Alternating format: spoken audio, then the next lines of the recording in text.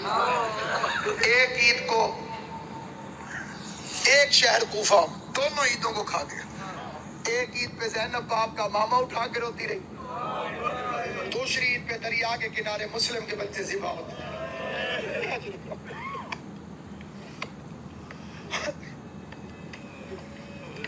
امام حسین کا پاک خالق آپ کو کوئی غم نہ دے سوائے غم حسین کی.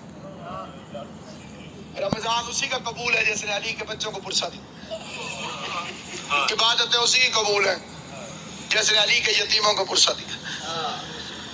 کوشش کرنا ان 3 دنوں کو محرم کی طرح گزارا کرو، محرم کی طرح. اور ایک گزارش میں خاص طور پہ کیا کرتا ہوں، کوشش کیا کرو عید والے دن کالے کپڑے پہنا کرو. اور کوئی میری بات کو دل سے مانے یا نہ مانے، سادات عظام کے آگے میری ہاتھ جوڑ کے منت ہے، ہو سکے عید والے دن کالے کپڑے پہنے. آج کل کسی کے گھر میں 100 سال کا بڈھا بھی مر جائے نا، عید والے دن تو عید مبارک ہے وہ قبول نہیں کرے گا. وہ کہتے ہیں جی ہمارے گھر فوتگی ہو گئی ہے، ہم نے عید نہیں منائی.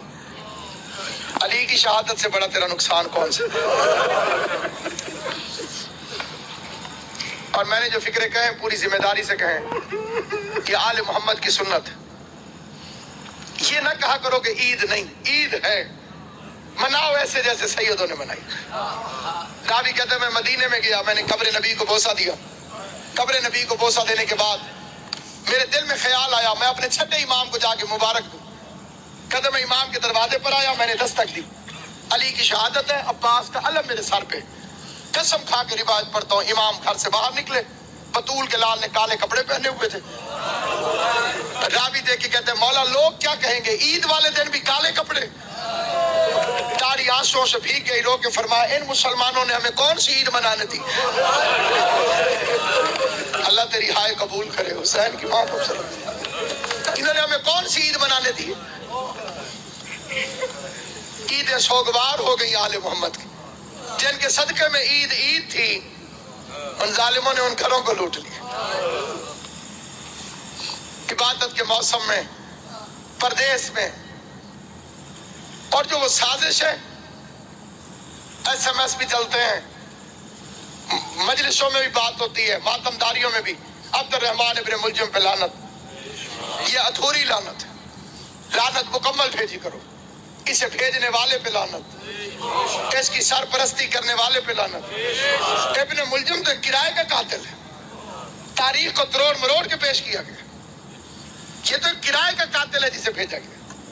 کتامہ تو ایک کرائے کی قاتلہ ہے جو پہلے سے وہاں پر فرعون شام کے منصوبے سے موجود تھی. علی کا قاتل فرعون شام ہے، جیسے سازش کے تحت اس ملعون کو یہاں بھیجا. پھر ایک لمبی کہانی اور سٹوری بنا دی گئی کہ وہاں بھی حملہ ہوا، وہاں بھی حملہ ہوا، ایک وقت میں، ایک ٹائم میں، ایک تاریخ کو. عقل کے دشمنوں، کس زمانے کی بات کر رہے ہو؟ ان کے پاس موبائل ٹیلی فون تھے کہ میں اب ادھر حملہ کر رہا ہوں، تو ادھر کر، تو ادھر کر، تو ادھر کر. کوئی سیٹلائٹ نیٹ ورک تھا؟ سب جھوٹا افسانہ ہے.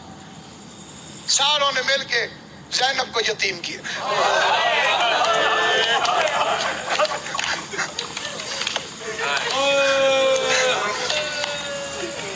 شریف امام.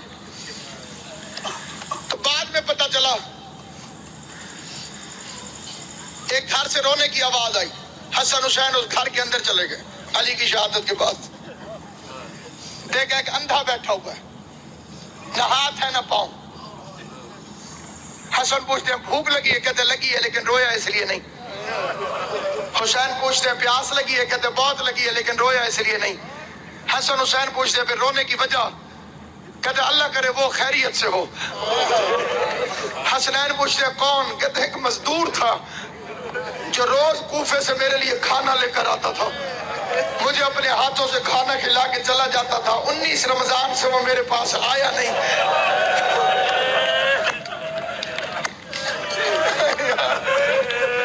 ہائے یا علی، ہائے یا آواز صرف مزدور نہیں، امیر المومنین تھا، ہمارا بابا تھا علی ابن ابی طالب.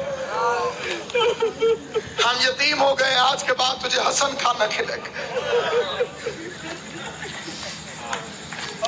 رات کے وقت راشن اٹھا اٹھا کے لوگوں کے گھروں میں پہنچانے والا امیر. بادشاہ دین و دنیا میں. پھر بیٹیاں بلا لیں. کوفے کے شہر میں اپنی زندگی میں بیٹیاں آ گئی. آج تک وہ گھر موجود ہے. دعا کیا کرو. میں ایک سفارش کرتا ہوں ہر مومن سے, دعا میں بڑی طاقت ہے. دنیا کے اندر اللہ نے دعا کو مومن کا اسلحہ قرار دیا, اور یہ اتنا کارگر کارآمد اسلحہ ہے کہ اس کے سامنے کسی اسلحے کی ضرورت ہی نہیں. دنیا میرے پیچھے تھی اور میرے ساتھ تھی صرف مومنین کی دعائیں, اور میں بی بی کا شکر گزار ہوں. میں آپ کا شکریہ ادا کرنے لگوں, ہر بندے کا شکریہ میں ادا کر ہی نہیں سکتا. ہر گھر میں میرے لیے ایسے دعا ہوئی جیسے میں اسی گھر کا فرد ہوں. اور یہ محبت جناب سیدہ کونین ہے, اس کا بی بی آپ کو اجر عطا کرے. جب بھی دعا مانگے ایک دعا کبھی مر کے بھی نہ بھولنا کہ خدایا مجھے کربلا دکھا,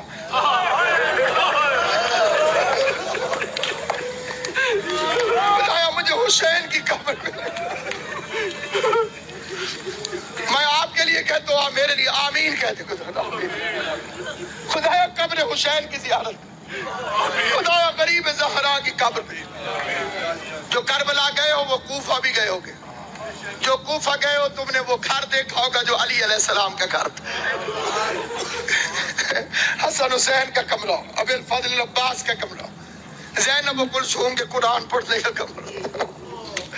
چھوٹا سا گھر ہے, چھوٹا سا گھر, وہ آج تک موجود ہے وہاں پر. علی کی سیرت, علی کا کردار, علی کا طرز زندگی, تارین قربان یا علی. عثمان ابن حنیف میرے مولا کا صحابی ہے. وہ کہتے ہیں میں نے 3 دن مزدوری کی. مزدوری کرنے کے بعد میں نے تھوڑا سا حلوہ بنایا. پیسے بھی تھوڑے تھے, حلوہ بھی تھوڑا سا بنا. اسے کوئی ایک آدمی چکھ سکتا تھا, بس اتنا تھا. کہتے میرا ارادہ ہوا میں کھاؤں, پھر میں نے ہاتھ چھوڑ دیا. میں نے کہا میں اپنے مولا کو پیش کرتا ہوں, علی علیہ السلام کو کھلاتا. وہ کہتے میں مولا کے دروازے پر گیا, میں نے دستک دی. علی مصلی سے اٹھ کے باہر آئے. میں نے کہا مولا یہ حلوہ قبول کرے. علی نے لے کے واپس کیا.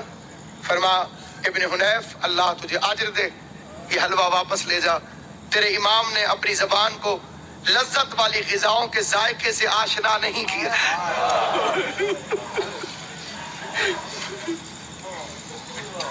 خطبے میں فرماتے تھے مجھے فخر ہے مجھ پر زکوٰۃ کبھی واجب نہیں ہوئی. علی وہ امام ہے جس پر زکوٰۃ کبھی واجب نہیں. مطلب پتہ, زکوٰۃ اس پر واجب ہوتی ہے جو مال کو جمع کر کے رکھے. جس نے کبھی اپنے پاس مال جمع کر کے رکھا ہی نہ ہو, خدا کی راہ میں خرچ کر دیتا ہو, تو زکوٰۃ کہاں سے بنے. جو جانوروں کے لیے بھی وصیت کرے.